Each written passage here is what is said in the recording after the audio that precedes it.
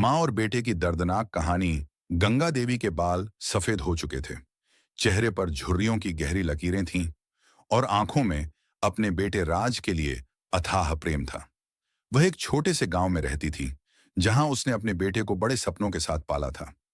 राज अब शहर में एक बड़ी कंपनी में काम करता था, अच्छा पैसा कमाता था और एक आधुनिक लड़की से शादी कर चुका था।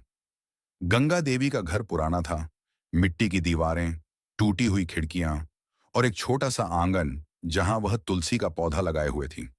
उसकी पूरी दुनिया इसी घर में सिमटी हुई थी। वह हर सुबह उठकर अपने बेटे के लिए दुआ करती, उसकी तस्वीर को माला पहनाती और इंतजार करती कि कब वह उसे मिलने आएगा। राज की पत्नी प्रिया एक शहरी लड़की थी। वह चाहती थी कि राज अपनी मां को किसी ओल्ड एज होम में भेज दे। राज, तुम्हारी मां अब बूढ़ी हो गई है, उसे अब प्रोफेशनल केयर की जरूरत है। हमारे पास उसकी देखभाल का समय कहाँ है, वह अक्सर कहती। शुरू में राज ने इसका विरोध किया था। प्रिया, वह मेरी मां है, मैं उसे कैसे छोड़ सकता हूं। लेकिन धीरे धीरे प्रिया के लगातार दबाव और आधुनिक जीवन शैली के चक्कर में राज का दिल भी सख्त होता गया। एक दिन राज अपनी मां से मिलने आया। गंगा देवी ने बड़े प्रेम से उसका स्वागत किया, उसके पसंदीदा पकवान बनाए और उसके सिर पर हाथ फेरते हुए आशीर्वाद दिया। लेकिन राज का व्यवहार अजीब था। वह बेचैन लग रहा था, बार बार अपना फोन देख रहा था। राज बेटा, क्या बात है, तू परेशान लग रहा है, गंगा देवी ने प्रेम से पूछा। राज ने हिचकिचाते हुए कहा, मां, मैं तुमसे कुछ कहना चाहता हूं। हाँ बेटा, कह, क्या कहना चाहता है।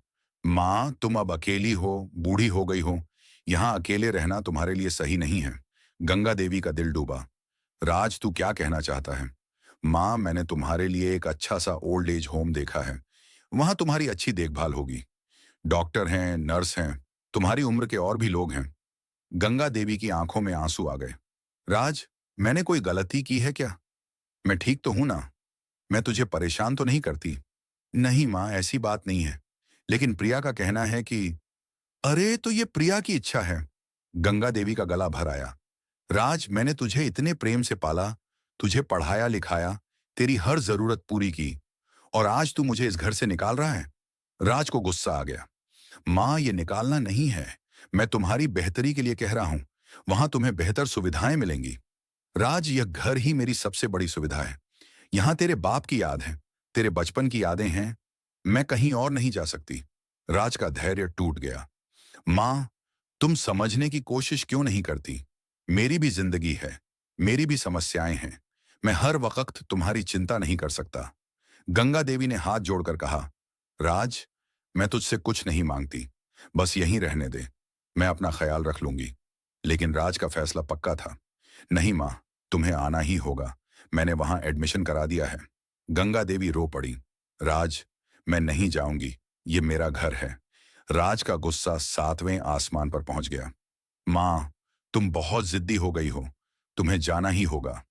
और फिर वह क्षण आया जिसने गंगा देवी के दिल को चकनाचूर कर दिया। राज ने अपनी मां का हाथ पकड़ा और जोर से खींचा। चलो, अब बहुत हो गया। गंगा देवी गिर पड़ी। राज, मत कर ऐसा, मैं तेरी मां हूं। लेकिन राज का दिल पत्थर हो चुका था। उसने अपनी मां को उठाया और घर से बाहर की तरफ खींचने लगा। गंगा देवी रोते हुए घर के दरवाजे को पकड़ने की कोशिश कर रही थी। राज, मुझे मत निकाल, ये घर छोड़कर मैं कहां जाऊंगी, मैं यहीं मर जाऊंगी, लेकिन नहीं जाऊंगी। लेकिन राज ने उसकी एक न सुनी। उसने अपनी मां को जबरदस्ती गाड़ी में बिठाया। गंगा देवी का रोना आसमान को भी रुला रहा था। पूरा मोहल्ला इकट्ठा हो गया था, लेकिन किसी की हिम्मत नहीं हुई कि राज को रोके। गाड़ी चलने से पहले गंगा देवी ने अपने घर की तरफ देखा।